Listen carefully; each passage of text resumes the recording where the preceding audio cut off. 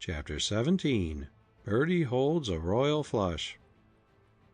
No outsider but the one particular broker who had demanded immediate settlement for the banker's losses in connection with the slump of B&O knew how near Mr. Morse and his bank came to going to the wall, and he maintained a discreet silence from professional etiquette after his account was settled on time. 3 months from the day the banker accepted the loan from his messenger boy, he repaid it to Bertie with a written guarantee of a certain percentage of the annual profits of his banking business. Bertie, however, continued to fill the position as messenger under an increased salary until a vacancy occurred in the clerical force of the establishment, when he was promoted to a desk with the privilege of conducting any private stock operation he cared to engage in. Early in September, Bertie discovered that a combination of big brokers, which included Stuart Sheldon, was about to take advantage of a legislative deal calculated to kill the prospects of a new asphalt company whose stock was in demand owing to the fact that it had secured an option on a new field of the crude material in South America. The leader of a political party, controlling the state machinery of the organization, had been induced to arrange for the passing of a bill which would prevent the asphalt company from competing successfully for the large contracts about to be advertised for repaving the streets of New York. This meant a serious setback for the newly formed company. Mr. Sheldon, who was a personal friend of the politician in question, had got the tip, and he immediately organized a pool for selling the asphalt stock short. There was $1 million or $2 million in it for Mr. Sheldon and his business partner, and it looked like picking up money. It was after business hours when Bertie got the pointer. The combine were already in it up to their necks in the good thing, and the break was confidently looked for to materialize next morning when the exchange opened for business, as certain newspapers had been subsidized to open fire on the asphalt company. Bertie intended to get a rake off too, and was prepared to rush his selling order through the American Bank first thing in the morning. That evening he attended a performance at Wallack's Theater in Manhattan. His mother and Beryl Foster were his guests. Ex-Governor Buncombe, the political leader to whom we have referred, had a box party at the same house. At the end of the third act there was a commotion in the box, and Buncombe was carried out of the theater insensible. In 1 hour he was a dead man, and every paper in the city and vicinity had an extended account of his death next morning. When Bertie went to the office in the morning, he held back his order to the bank until he had an interview with Mr. Morse. A consultation decided Bertie's course. He did not give the order. The ex-governor's death complicated matters on the exchange.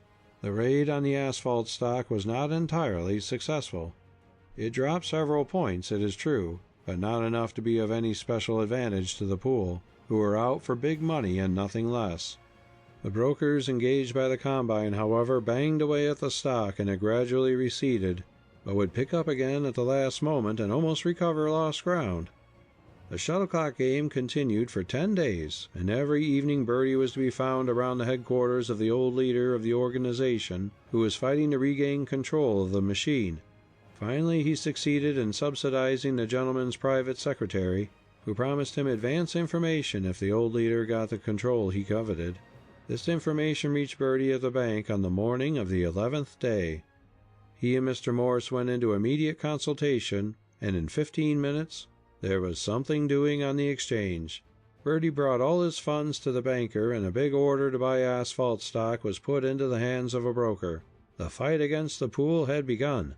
Uncle Joe Green was taken in, and so was broker Wadsworth, and a multi-millionaire operator friendly to Mr. Morse. This combination was engineered by Bertie, just as the Bear Clique was bossed by Stuart Sheldon. Was it fate that a Ballister was opposed to a Sheldon? At any rate, Bertie was out for blood and his uncle's scalp. It was a battle of giants while it lasted. Millions were involved, in which the boy's little $125,000 seemed insignificant, but he was directing the fight just the same. Well, the bill to do up the asphalt company was finally killed by the new boss of the party, and when the news came out in public prints, Bertie's crowd had the situation in their hands. Asphalt stock went soaring.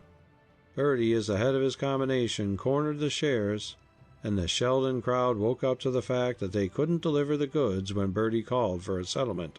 It was a red-letter day for the Ballister side of the house when Stuart Sheldon walked into the Morris Bank and capitulated. He was referred to Bertie, and it was a bitter pill the proud man had to swallow when the boy dictated the terms on which he would let Sheldon and his associates off. It meant the loss of 3/4 of his fortune, and the ruin of many he had induced to go into the deal. But there was no help for it, for Bertie was master of the situation.